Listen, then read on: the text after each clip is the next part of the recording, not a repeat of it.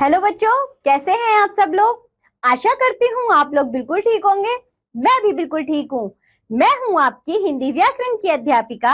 आज पढ़ेंगे हम पाठ नंबर 3, जिसका नाम है शब्द विचार यानी मॉर्फोलॉजी। तो आइए बच्चों पढ़ना शुरू करते हैं। सबसे पहले शब्द, वर्ड। पिछले अध्याय में हमने पढ़ा कि वर्ण भाषा की सबसे छोटी ध्वनि है। इन्हीं ध्वनियों को मिलाकर शब्द बनते हैं। शब्दों का कुछ ना कुछ अर्थ अवश्य होता है।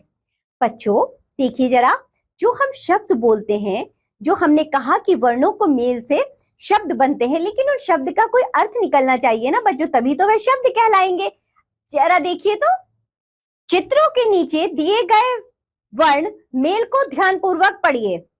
देखिए बच्चों, हमें कुछ चित्र दिए हैं और उनके नीचे वर्ण लिखे हैं। जरा उनका मेल करते हैं हम। को, ओ, यो, ओ, लो, ओ, कोयल। और ध्वनिया देखिए, को, ओ, मो, ओ, लो, ओ, कमल। तो बच्चों आपने देखा, कोयल तथा कमल शब्द कई वर्णों के मेल से बने हैं। शब्दों का निर्माण वर्णों के मेल से होता है। समझ में आई ना बच्चों बात क्या है। विशेष देखिए, दो या दो से अधिक वर्णों के सार्थक मेल को शब्द कहते हैं। बच्चों यहाँ हमने सार्थक क्यों कहा, क्योंकि जब हम वर्णों का मेल करते हैं तो बच्चों ऐसा ही तो नहीं कि कुछ भी उठा लें, ल म टा उठा लिया, लमटा, क्या हो गया ये शब्द। लेकिन उस शब्द का अर्थ निकलना चाहिए, तभी तो वह शब्द कहलाएगा। जैसे कमल है, आप देखिए क म ल के मेल से कमल शब्द बना है। कमल शब्द का बच्चों अर्थ है ना, कमल एक फूल होता है। अगर मैं इसको कहूं क ल म, कलम, कलम भी बच्चों पेन होता है जिससे हम लिखते हैं, उसका भी एक अर्थ होता है। अगर मैं कहूं म क ल, तो ये तो बच्चों कोई अर्थ ही नहीं निकला। मकल क्या शब्द होता है, कोई शब्द नहीं होता, उस शब्द का कोई अर्थ ही नहीं निकलता। मकल शब्द कहने से हमारे तो दिमाग में, मस्तिष्क में कोई तस्वीर ही नहीं बन रही है। यानी कि बच्चों वह शब्द नहीं कहलाएगा, क्योंकि उसमें जो वर्ण मिले हैं वे सार्थक मेल नहीं हुआ है उन वर्णों का। चलिए आगे बढ़ते हैं। शब्दों का वर्गीकरण यानी क्लासिफिकेशन ऑफ वर्ड्स। शब्दों का वर्गीकरण 4 आधारों पर किया जा सकता है। उत्पत्ति के आधार पर, बनावट के आधार पर, अर्थ के आधार पर और प्रयोग के आधार पर। चलिए इस कक्षा में हम केवल 2 प्रकार के शब्दों का अध्ययन करेंगे और आगे के 2 बच्चों आगे की क्लास में करेंगे। सबसे पहले देखिए उत्पत्ति के आधार पर यानी कि बेस्ड ऑन ओरिजिन। उत्पत्ति का अर्थ है जन्म।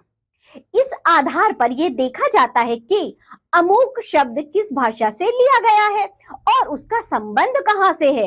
उत्पत्ति के आधार पर शब्द 4 प्रकार के होते हैं। कौन कौन से बच्चों, तत्सम शब्द, तद्भव शब्द, देशज शब्द और विदेशी शब्द। सबसे पहले पढ़ेंगे हम तत्सम शब्द यानी के संस्कृत वर्ड्स। ये शब्द संस्कृत भाषा के हैं जो हिंदी भाषा में ज्यों के त्यों प्रयोग किए जाते हैं। जैसे कर्म, कर्ण, रात्रि, स्वर्ण, चंद्र आदि।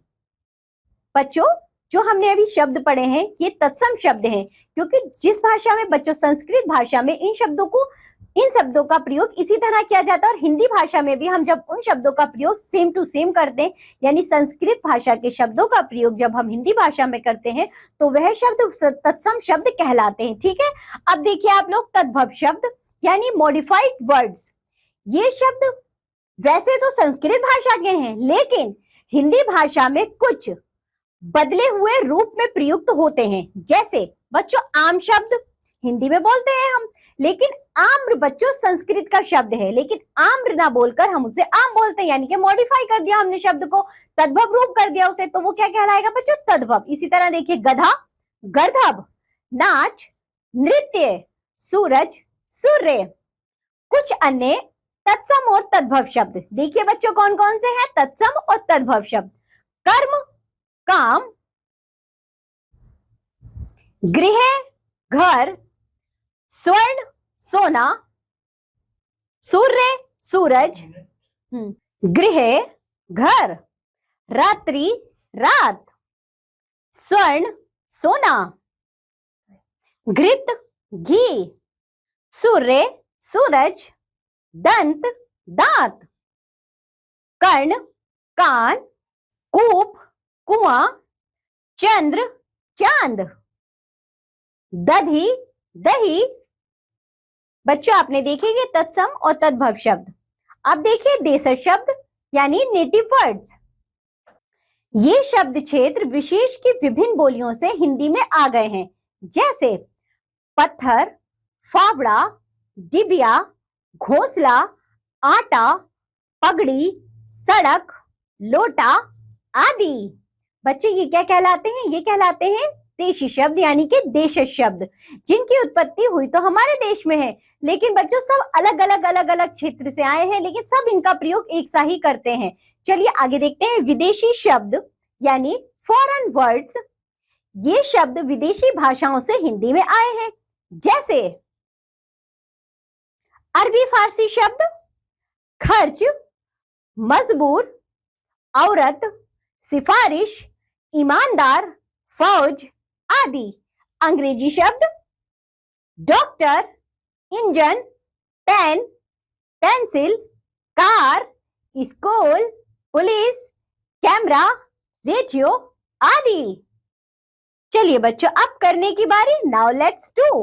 निम्नलिखित तत्सम शब्दों के तद्भव शब्द लिखिए। Write modify word of the following Sanskrit words. बच्चों आपको तत्सम शब्द दिए गए हैं, उनका तद्भव रूप लिखने हैं, यानी कि तद्भव शब्द लिख रहे हैं। सबसे पहला देखिए कर्म, तो आप क्या लिख देंगे? काम। इसी तरह आपको और भी तत्सम शब्द दिए गए, आप उनके तद्भव शब्द लिखेंगे। चलिए आगे बढ़ते हैं। बच्चों देखिए निम्नलिखित शब्दों में से देशज, अरबी फारसी व अंग्रेजी शब्दों को अलग करके लिखिए। Separate and right native Arabic and English words from the following words.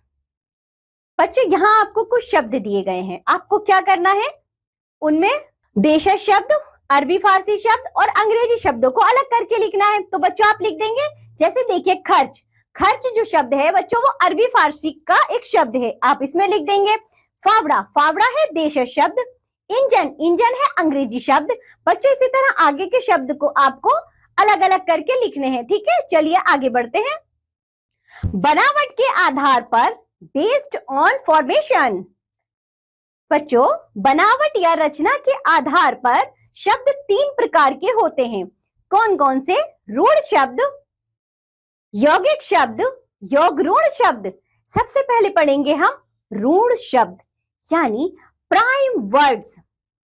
इन शब्दों के सार्थक खंड नहीं हो सकते, इसलिए इन्हें रूढ़ शब्द कहते हैं। जैसे मोर, रात, तोता आदि। बच्चों जैसे मोर है, रात है, तोता है, अगर हम इस शब्द के और टुकड़े करेंगे तो कोई सार्थक अर्थ नहीं निकलेगा उन टुकड़ों का, यानी कि उन खंडों का कोई सार्थक अर्थ नहीं निकलेगा, इसलिए ये शब्द कहलाएंगे रूढ़ शब्द यानी कि प्राइम वर्ड्स। तो चलिए आगे बढ़ते हैं। यौगिक शब्द, कंपाउंड वर्ड्स। यौगिक का अर्थ है जुड़ा हुआ।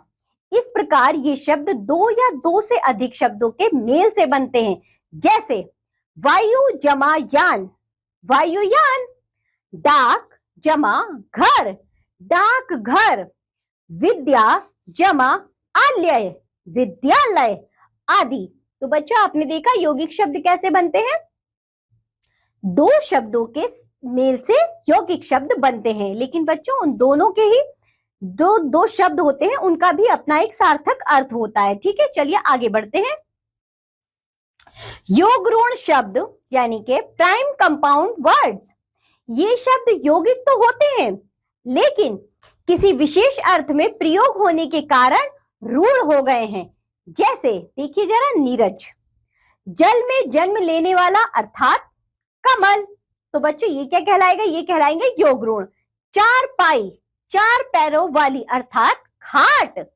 पीतांबर, पीले वस्त्रों वाला आदि। तो बच्चों जो शब्द अपने प्रयोग में किसी रूढ़ अर्थ को देते हैं बार बार, तो बच्चों वो क्या कहलाते हैं? वह कहलाते हैं योग रूढ़ शब्द यानी कि प्राइम कंपाउंड वर्ड्स।